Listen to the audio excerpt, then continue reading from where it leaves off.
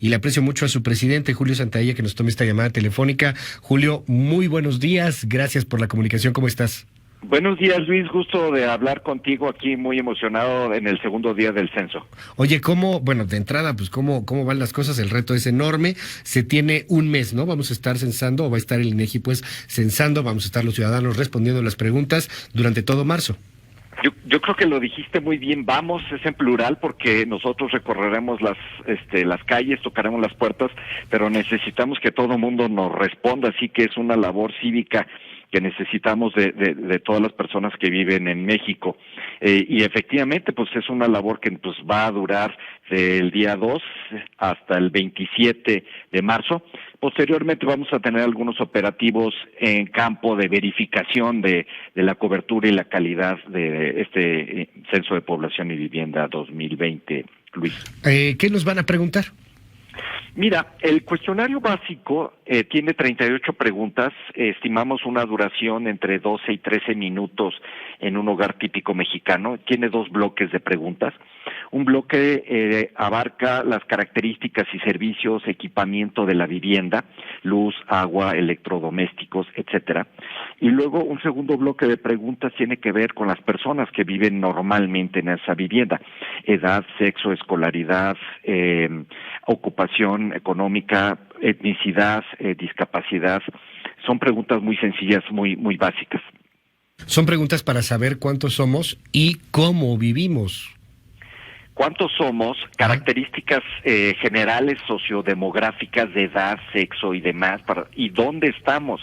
Es muy importante porque el censo nos baja con un microscopio geografías muy pequeñas, incluso de una manzana en las ciudades, o de un pueblito en el ámbito rural, ¿no? Entonces, eso es muy importante y solamente el Censo de Población nos ofrece eso. Hace un momento platicábamos sobre el asunto del INE, independientemente de filias y fobias políticas, hay que tomar muy en consideración algo. El INEGI es también un órgano autónomo. El INEGI tiene muchos años de credibilidad, muchos años de trabajo arduo con instituciones internacionales. ¿Por qué hay que creerle al INEGI?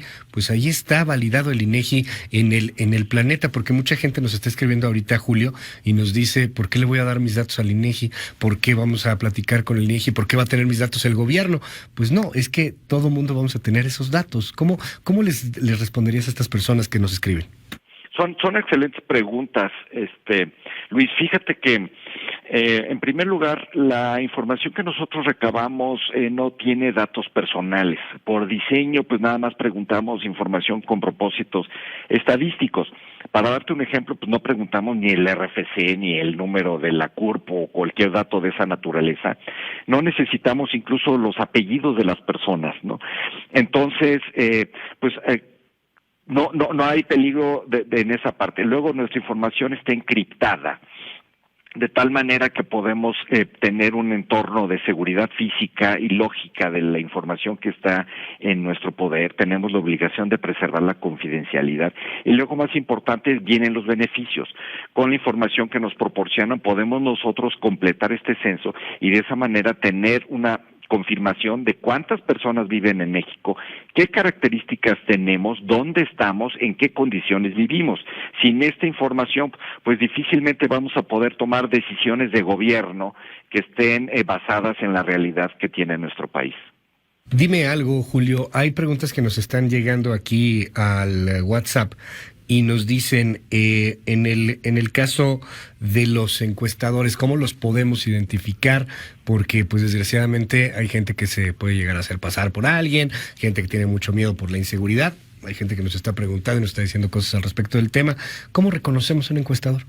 Excelente pregunta. Mira, además de tener la campaña de comunicación muy grande para que todo el mundo tenga conocimiento que durante marzo vamos a estar en campo, hemos uniformado a nuestro personal. Tienen que portar un chaleco y un sombrero beige con el logotipo institucional del INEGI.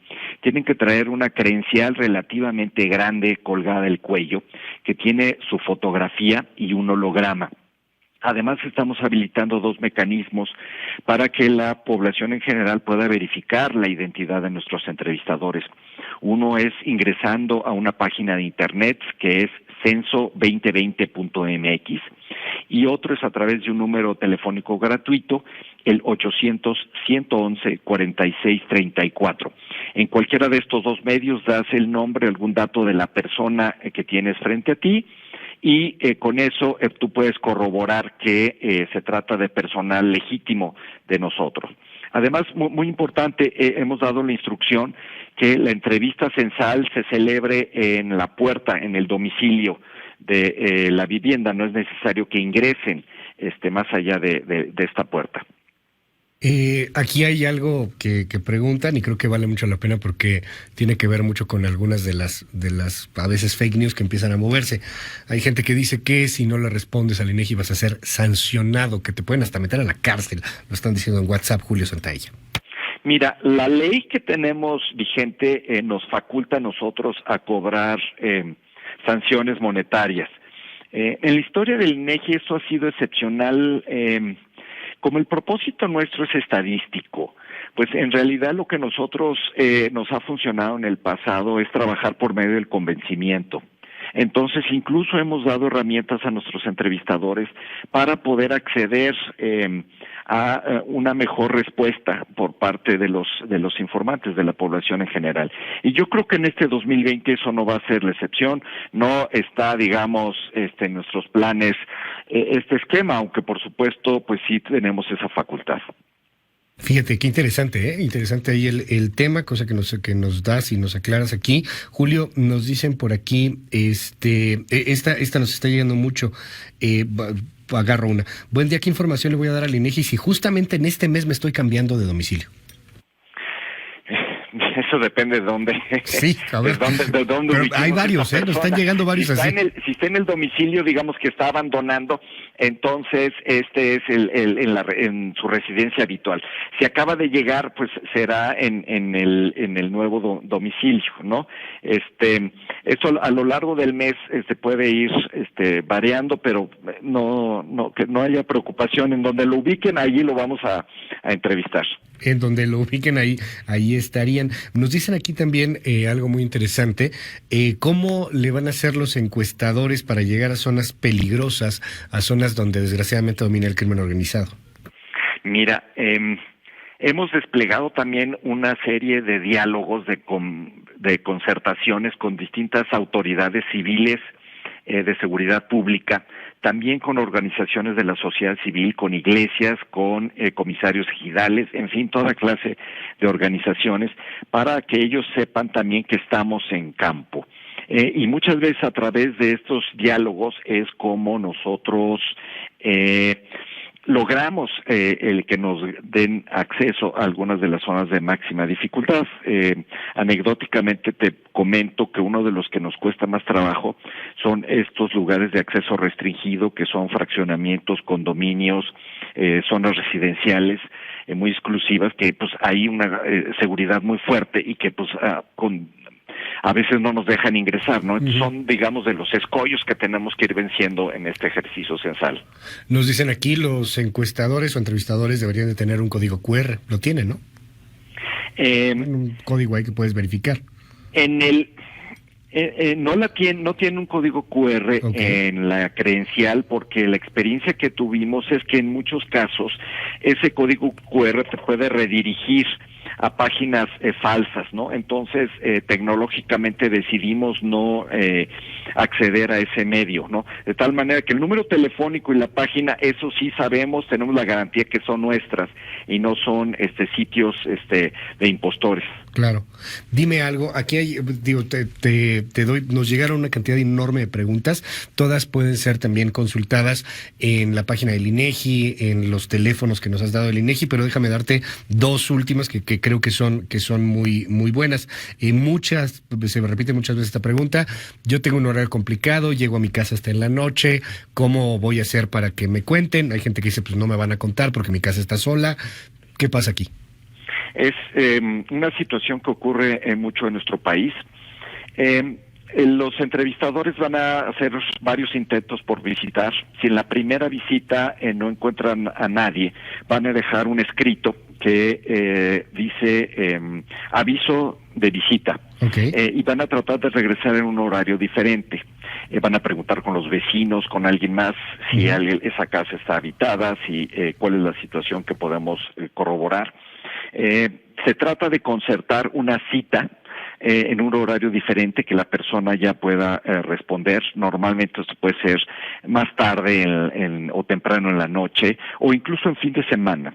Y una vez que esto se ha respondido, ya salimos de la conclusión de la entrevista. Ahora, si después de repetidas visitas no se puede llevar a cabo la entrevista, vamos a dejar una invitación para la autoenumeración por Internet. Pero esto solo se va a habilitar a través de esta invitación por escrito, porque ahí hay un nombre de usuario y contraseña para poder acceder y responder exclusivamente al cuestionario que corresponde a la vivienda seleccionada.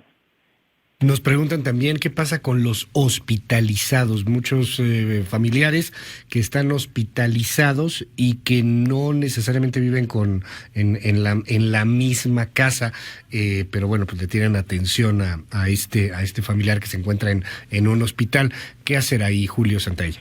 Mira, la consigna o el concepto es el lugar de residencia habitual. Es decir, si esta persona hospitalizada ya es de manera permanente en el hospital, allí en el hospital, que lo consideramos una vivienda colectiva, es donde debe ser censado y tenemos un operativo dirigido para estas viviendas colectivas. Si va a regresar o normalmente reside en su vivienda normal particular, allí es donde debe ser censado. Estaremos pues dando cuenta del censo y también estamos invitando a todas las personas. Vamos a cooperar, vamos a entrarle al censo, vamos a dar pues los datos en la información, en la encuesta que se pide. No son datos personales, son datos para que nos demos cuenta de cuántos somos, de cómo vivimos, y además creo que con esto finalizar, Julio, que es importantísimo, son datos a los que todo el país va a tener acceso, no son datos que se va a quedar el gobierno, pues son datos a los cuales todos los ciudadanos tendremos acceso y podremos revisar en el INEGI. Tienes toda la razón, son datos para la sociedad, para la academia, sector privado, para todo México. Gracias, Luis. Gracias, Julio Santaella, presidente del INEGI.